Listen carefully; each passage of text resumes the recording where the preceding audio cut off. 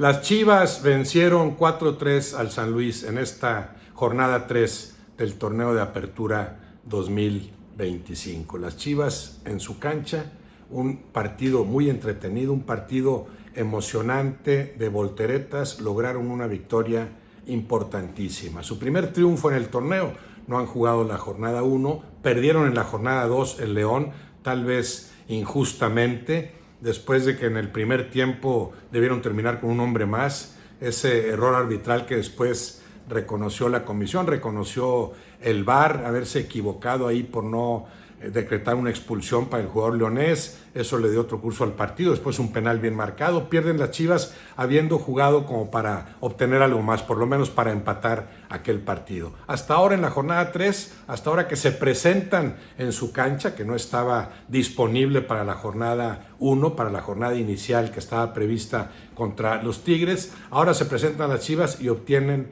esta victoria. En un partido que parecía muy sencillo, el primer tiempo viene el autogol de Sanabria del San Luis, el segundo gol de Cowell casi al terminar el primer tiempo, ahí las Chivas habían sido mejores y no se veía cómo se modificaran las cosas, parecía ahí el Guadalajara tranquilamente encaminado a la victoria. Y sin embargo en el segundo tiempo, con lo que mejora el San Luis, con lo que empeoran las Chivas, en media hora el conjunto visitante le da la vuelta al partido. Mucho mérito lo que hizo el San Luis, pero también ahí afloraron las carencias de estas Chivas que todavía están lejos de la solidez, del empaque adecuados. En media hora, 3 goles del San Luis. Primero Águila, después el penal bien decretado, un error garrafal de Eric Gutiérrez al empujar al adversario que ni siquiera estaba con la pelota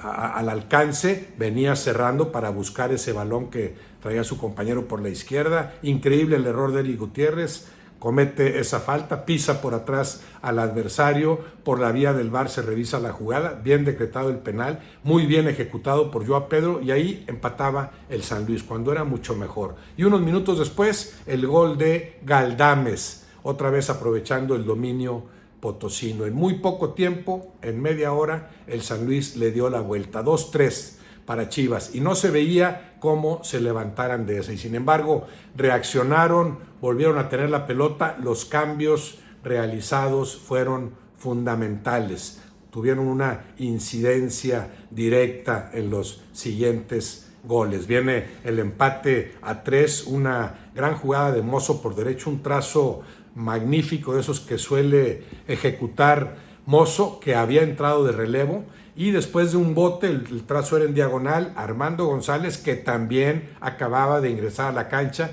se tiende excelente de palomita para desviar con la cabeza el balón y colocarlo al palo derecho del portero potosino. Había que girar el cuello exactamente como lo hizo para colocar ahí la pelota. Un golazo de Armando González que acababa de ingresar a la cancha.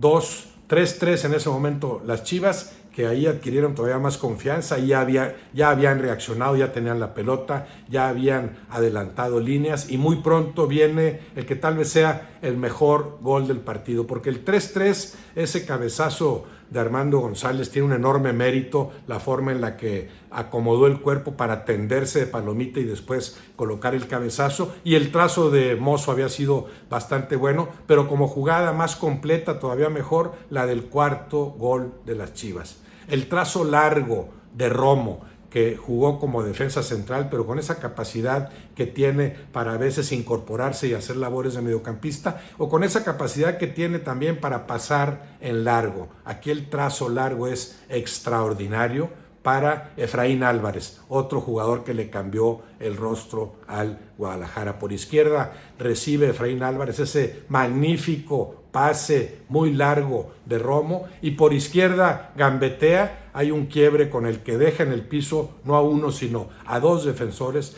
2 defensores se van con esa finta, con ese quiebre, con ese cambio de dirección y después Efraín Álvarez, que ya veía el ingreso de Armando González, le toca lateral y Armando González define a la perfección como viene la pelota para